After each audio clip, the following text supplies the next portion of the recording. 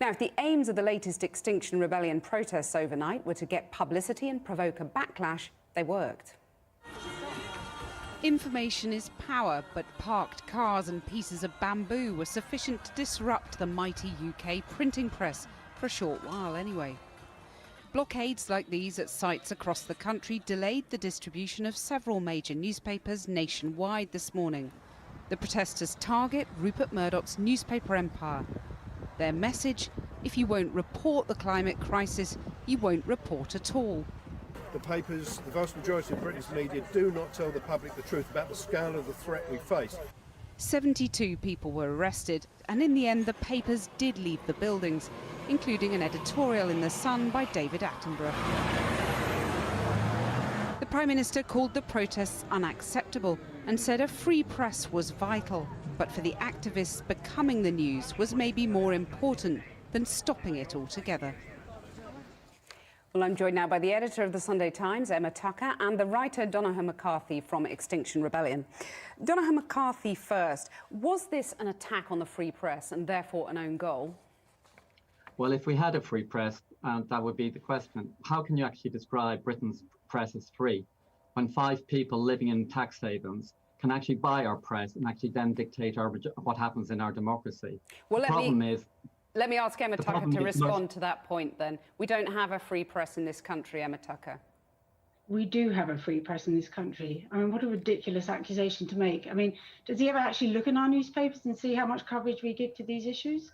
I think you'd struggle to find, in fact, I know you'd struggle to find a single mainstream publisher in this country that doesn't accept that climate change is a big issue and one that needs to be tackled. Right, Donoghue McCarthy, these issues get covered all the time in Emma's paper and others. Yeah, well, there's an occasional article or occasional comment piece. However, if you look at the vast majority of the coverage in these papers, it's about promoting flying, it's about promoting driving, it's about promoting high consumption. Globally, it recognizes Emma's boss, Rupert Murdoch, is recognized as one of the world's most active climate skeptics. In the United States, Fox News pours out climate destructive propaganda. The same in Australia. He controls 70% of the market, and he's devastating. He's actually almost fired personally 3 prime ministers because they dared do anything on climate action. And Emma's own paper has been condemned by leading scientists for the amount of misleading information it provided on science. They had to write to the letters column of her paper condemning their failure to actually deal with the climate properly. Well, I don't know what newspaper he's been reading. I mean, our commitment is to objective, dispassionate reporting because, frankly, you know, we have our readers are very intelligent. They're very widely read. If we were feeding them propaganda, they would quickly abandon us. So, you know, we report what's happening. We keep abreast with the science. We don't seek to sort of peddle propaganda because, as I say, our readers would have nothing to do with us if we did. We represent a broad range of views, and what we want is for there to be informed debate based on dispassionate reporting that allows people to draw their own conclusions. But does your proprietor, does Rupert Murdoch, is he on board? Because he has been sceptical about climate change in the past, hasn't he? It doesn't matter what Rupert Murdoch thinks. You know, our editorial independence is guaranteed. We report the news as we see it. We have some of the finest reporters out there, and they go about their job. They get, you know, as I say, it's about dispassionate, you know, fair reporting. And the idea, you know, if we were to sit here telling people what to think, our readers, who, as I say, they're highly intelligent, they don't like being patronized, they would quickly abandon us. Donoghue McCarthy? So I suggest some of the members of Extinction Rebellion have a look at our newspaper, see what it is that we report that you make as a lead. Let him answer that point. The idea that the Murdoch empire is not anti-climate action is a joke. Look at the Sun. It pours out propaganda pro-fracking. It's been attacking fossil fuel duties for 10 years, which has led to £110 billion of tax cuts for fossil fuels. It's promoting and supporting new coal fields, oil fields and gas fields. Donoghue, may I just interject that it had an opinion piece from David Attenborough in the issue of The Sun that your protesters blocked from getting out.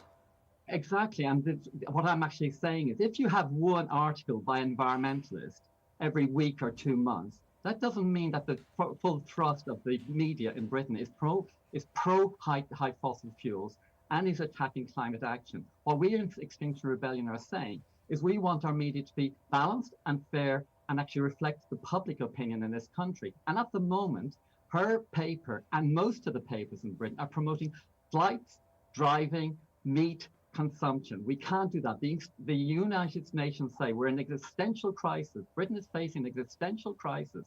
And her paper and the other papers in Britain for example, I would say, Chamberlain. They're like Chamberlain in the Second World War, saying we don't have to take action now, we'll do it by 2050. What we need is a Churchillian reaction to respond to the level of crisis that the UN says we're in. Emma Tucker, you're not responding to the urgency.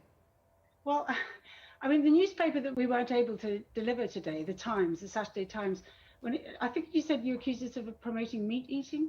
Well, the banner puff on this paper that wasn't able to reach the shops was all about embracing a vegan diet. So, you know, we represent a wide range of opinions, but our view is, you know, you take people with you. And frankly, the tactics that are being adopted by Extinction Rebellion, I think there was a lot of sympathy for Extinction Rebellion a couple of years ago when they first started protesting.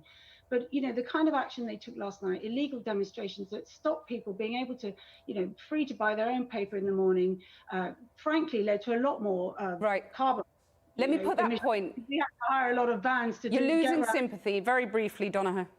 What we're here is not to actually win popularity contests. What we are here is to actually wake up the British people and the media, the complacency in our media and political establishment to the level of the depth of crisis.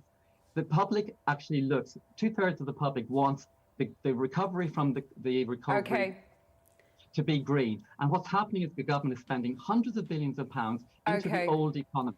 That's not what the public wants. I'm really sorry to interrupt, but we're going to have to finish there. We've run out of time. Donoghue McCarthy and Emma Tucker, thank you both very much for joining me.